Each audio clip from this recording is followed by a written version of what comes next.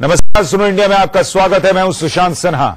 आज आपको दिखाएंगे कैसे हरियाणा में 40 दरिंदे 4 दिनों तक एक महिला के आबरू से खिलवाड़ करते रहे। बारिश और बाढ़ की तबाही के साथ मध्य प्रदेश पुलिस का तालिबानी इंसाफ भी दिखाएंगे, लेकिन सबसे पहले रुख राजस्थान का कर रहे हैं, जहां के अलवर में एक बार फिर गोरक्षा की आड़ में एक शख्स को भीड़ ने पीट पीट कर मौत के घाट उतार दिया।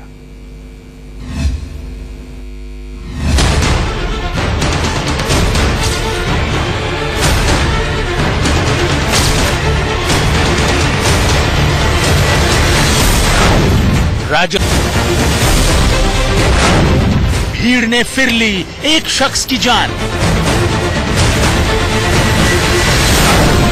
गो तस्करी के शक में पीट पीट कर हत्या।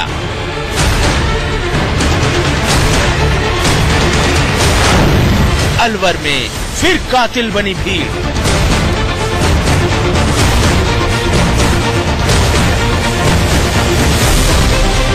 गोरक्षा के नाम पर एक बार फिर राजस्थान के अलवर में भीड़ ने कानून की धज्जियां उड़ा दी। भीड़ तंत्र को लेकर सुप्रीम कोर्ट की ओर से सख्त दिशा निर्देश जारी करने के महज 4 दिन बाद ही भीड़ का हिंसक चेहरा फिर सामने आ गया। गो तस्करी के शक में भीड़ ने एक शख्स की पीट पीट कर हत्या कर दी। कौन कौन लोग थे जिन्होंने उसके साथ मारपीट की, उसकी इन्वेस्टिगेशन जारी है। उसका पता लगाया जा रहा है कि किन किन लोगों ने उसके साथ मारपीट की है। अभी भी मतलब ये भी चीज अभी क्लियर नहीं है कि वो गो तस्कर थे नहीं थे। इसके ऊपर भी हमारी जांच चल रही है। मामला अलवर के रामगढ़ इलाके का है। जिस शख्स को गोरक्षा के नाम पर भीड़ ने मौत की नींद सुला दिया, वो हरियाणा के कोल गांव का रहने वाला था।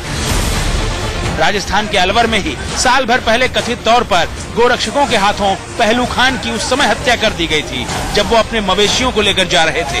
भीड़ की पिटाई से घायल पहलू खान ने 2 दिन बाद अस्पताल में दम तोड़ दिया था। अब एक बार फिर मॉब लिंचिंग की इस घटना को लेकर सियासत गर्मा गई है। ये जो बार बार एक लिप सर्विस पे की जाती है कि हाँ हमें तकलीफ है, पर काम या कड़ी से कड़ी कार्रवाई ऐसे मुद्दों पे नहीं होती है, तब तक इस तरीके की घटनाएं सामने आती रहेंगी। बहुत ही शर्मनाक है और दुखद है कि आज सबको ये लगता है कि वो अब न्याय व्यवस्था, कानून व्यवस्था अपने हाथ में लेकर ऐसे कार्रवाई कर उनको सरकार की ही तरफ से संरक्षण मिलेगा। अगर कहीं पर भी इस तरह का अपराध होता है तो अनएक्सेप्टेबल है और उस अपराध में शामिल कोई भी व्यक्ति है उसके खिलाफ कार्रवाई होगी। AIMIM अध्यक्ष असदुद्दीन ओवैसी ने भी अलवर की घटना पर ट्वीट कर मोदी सरकार पर हमला बोला है। उन्होंने मोदी शासन के 4 साल को लिंच राज करार दिया। अभी 2 दिन पहले लोकसभा में गृह मंत्री राजनाथ सिंह ने मॉब लिंचिंग पर बहस के दौरान कहा था कि ऐसी घटनाएं रोकना राज्य सरकारों की जिम्मेदारी है। ऐसे में राजस्थान में हो रही मॉब लिंचिंग की घटनाओं ने वसुंधरा सरकार को कटघरे में खड़ा कर दिया है और चुनावी साल में उनकी मुश्किलें और बढ़ा दी हैं। मुदित गौड़ के साथ ब्यूरो रिपोर्ट, इंडिया न्यूज। और अब बात हरियाणा के उस महापापी बाबा की जिस पर 120 महिलाओं के साथ रेप का आरोप लगा है। एक और वहशी बाबा हुआ बेनकाब। तंत्र मंत्र की आड़ में आबरू से खिलवाड़।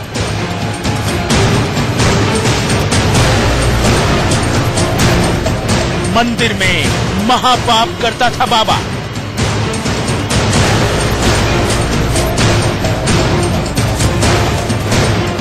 हरियाणा के टोहाना स्थित बाबा बालकनाथ का ये मंदिर लोगों की आस्था का केंद्र है, लेकिन किसी ने सोचा भी नहीं था कि यहाँ का पुजारी इसी मंदिर की चहारदीवारी के भीतर महापाप को अंजाम दे रहा होगा।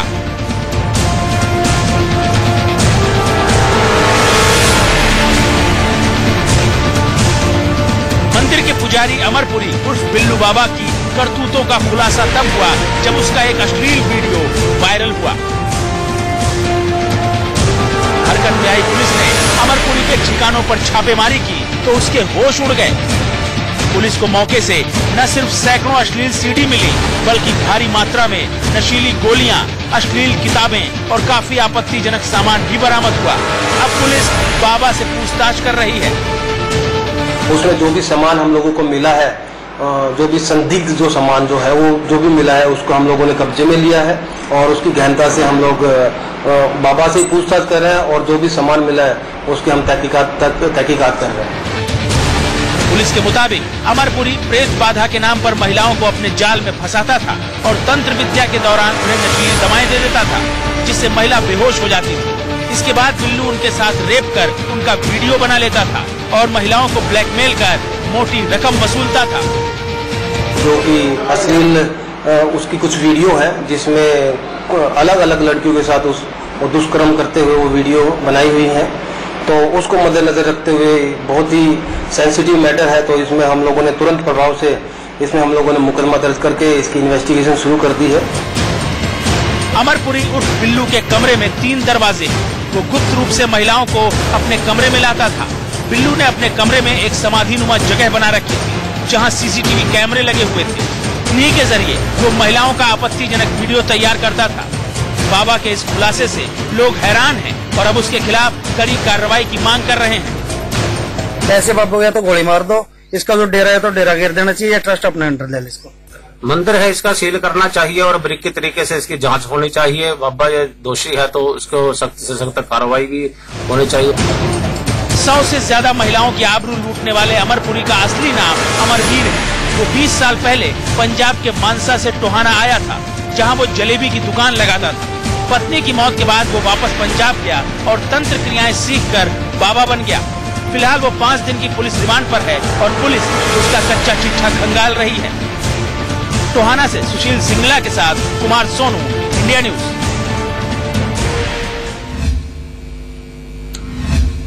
और अब बात करते हैं देश के अलग अलग हिस्सों में भारी बारिश के चलते मची तबाही की।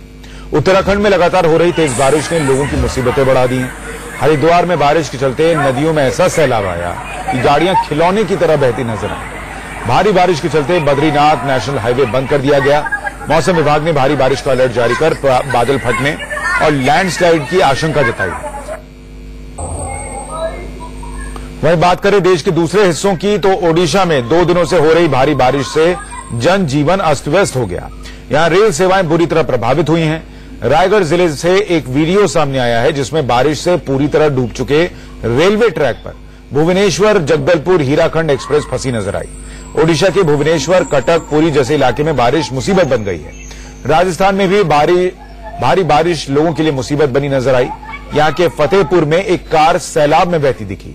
कार में एक ही परिवार के 5 लोग सवार थे। ये लोग जोधपुर जा रहे थे। कड़ी मशक्कत के बाद जेसीबी की मदद से इस परिवार की जान बचाई जा सकी। गुजरात के भी कई इलाकों में भारी बारिश से बाढ़ जैसे हालात बन गए। नवसारी में तो एक कार सैलाब में बह गई। 3 घंटे तक रेस्क्यू ऑपरेशन चला, लेकिन कार सवार को बचाया नहीं जा सका। मध्य प्रदेश और उत्तर प्रदेश के भी कई इलाकों में हुई जोरदार बारिश मुसीबत बनी। एमपी के श्योपुर में नदियों में उफान था और सैलाब सड़क पर बहता नजर आया, तो यूपी के वाराणसी में भारी बारिश के बाद पूरा शहर समंदर में तब्दील हो गया, जिससे लोगों को काफी दिक्कत हुई है।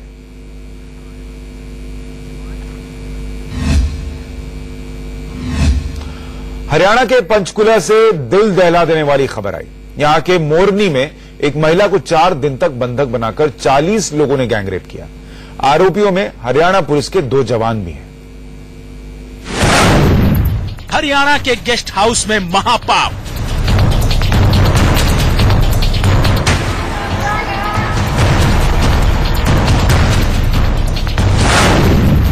चार दिन तक 40 लोगों ने की दरिंदगी।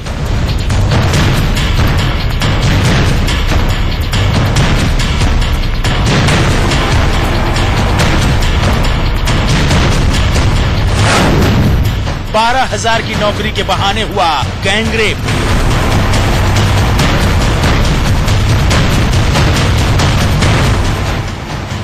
पंचकुला के इस गेस्ट हाउस के भीतर जो कुछ हुआ, उसने हरियाणा की खट्टर सरकार को एक बार फिर कटघरे में खड़ा कर दिया। एक बार फिर ये चर्चा आम हो गई कि हरियाणा में महिलाएं सुरक्षित नहीं हैं। मोरनी इलाके के इसी गेस्ट हाउस में 4 दिनों तक बंधक बनाकर एक महिला के साथ गैंगरेप किया गया है। मैं झाड़ू पोछा लगाने के लिए गया था, जॉब करने के लिए। यहाँ से मेरे को ले आके और सबके साथ मिला, खुद भी मिला और अपनी पर से भी मिला, रेप किया। पीड़ित महिला को 12,000 रुपए में गेस्ट हाउस की साफ सफाई के लिए रखा गया था। इसी दौरान उसे खाने में नशीली दवाएं देकर उसके साथ दरिंदगी को अंजाम दिया गया। हैरानी की बात यह है कि हैवानियत के इस खेल में हरियाणा पुलिस के 2 जवान भी शामिल थे। 2 पुलिस वाले भी जिन्होंने रेड किया उनमें पुलिस वाले कितने थे? उन्होंने बोला था कि 3 पुलिस वाले हैं मेरे ये दोस्त, तो उन्होंने उसमें से 2 पुलिस वाले रेप किया था और एक नहीं किया था। हरियाणा पुलिस के कर्मचारी थे जिन्होंने रेप किया? हाँ, हरियाणा का ही थे। किसी तरह गेस्ट हाउस से निकलकर पीड़ित महिला पंचकुला के मोरनी थाने पहुंची और आप बीती सुनाई, लेकिन पुलिस ने कार्रवाई की बजाय पीड़ित को शिकायत दर्ज कराने के लिए चंडीगढ़ भेज दिया, क्योंकि वो चंडीगढ़ की रहने वाली है। चंडीगढ़ पुलिस ने इस मामले में गेस्ट हाउस के मालिक सहित 2 आरोपियों को गिरफ्तार किया है। इस बीच मामला मीडिया में उछला तो पंचकुला पुलिस भी हरकत में आई और मामले की जांच के लिए SIT का गठन कर पीड़ित को इंसाफ का भरोसा दिलाया। SIT गठित कर दी ASP अंशु सिंगला मैडम की अध्यक्षता में, और जो जिसका भी इन्वॉल्वमेंट है, जिसकी भी जो नेग्लिजेंस रही है, उसके खिलाफ सख्त कार्रवाई की। मोरनी एक हिल स्टेशन है जहां बड़ी संख्या में सैलानी आते हैं। आरोप है कि यहां के गेस्ट हाउसों में पुलिस की मिलीभगत से बिना लाइसेंस शराब बेचे जाने के साथ देह व्यापार भी होता है।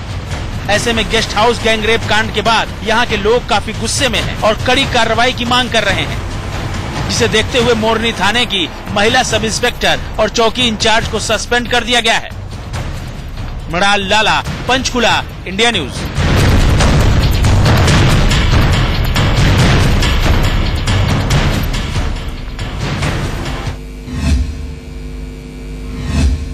और सुनो इंडिया में हम एक छोटे से ब्रेक ले रुक रहे हैं। ब्रेक के उस पार कुछ और खबरें।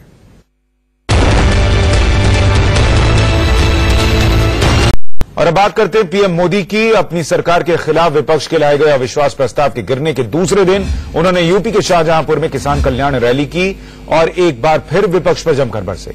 प्रधानमंत्री ने कहा कि भ्रष्टाचार पर लगाम लगाने की वजह से उनकी सरकार के खिलाफ अविश्वास प्रस्ताव लाया गया।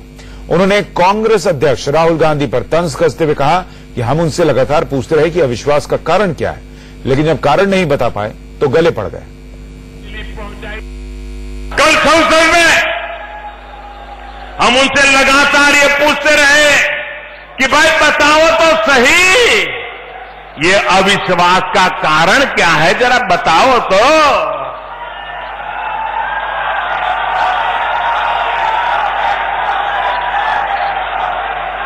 अब जब कारण नहीं बता पाए तो गले पड़ गए। पीएम ने महागठबंधन पर भी तंज कसते हुए कहा कि अहंकार, दंभ और दमन के संस्कार आज का युवा भारत सहने को तैयार नहीं है। चाहे साइकिल हो या हाथी, कोई भी हो साथी। स्वार्थ के इस पूरे स्वांग को देश समझ चुका है। उन्होंने कहा आजकल एक दल नहीं, दल के साथ दल हो रहा है, और जब दल के साथ दल हो तो दल दल हो जाता है, और जितना ज्यादा दल दल होता है उतना ज्यादा कमल खिलता है।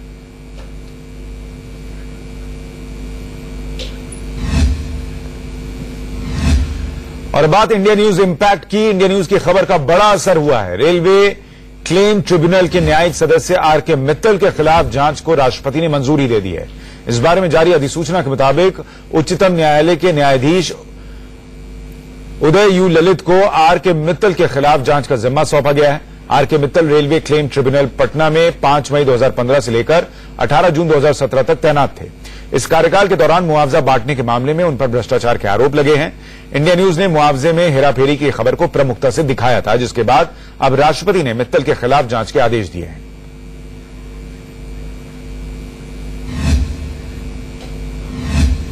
और सुनो इंडिया में एक और छोटे से ब्रेक के लिए रुक रहे हैं, जल्द लौट रहे हैं।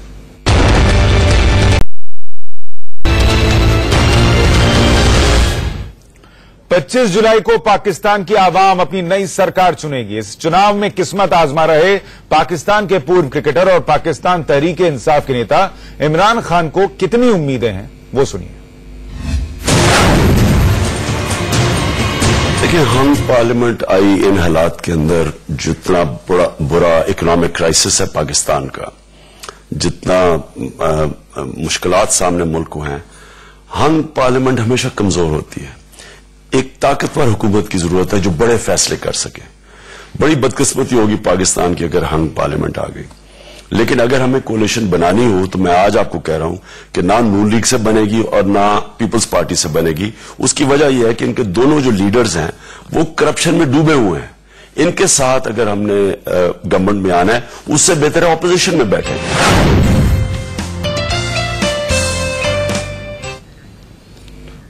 तो सत्ता में आने की तमाम उम्मीदें तो इमरान खान को हैं, लेकिन वो उम्मीदें बचेंगी या बह जाएंगी ये तो नहीं पता। लेकिन हिंदुस्तान में बहुत कुछ है जो बारिश के बाढ़ के बाद बहता चला जा रहा है। बाढ़ की विनाश लीला की तमाम खबरें लेकर मेरे साथ मिशा मौजूद है। मिशा, आज कहां की खबरें क्या दिखाने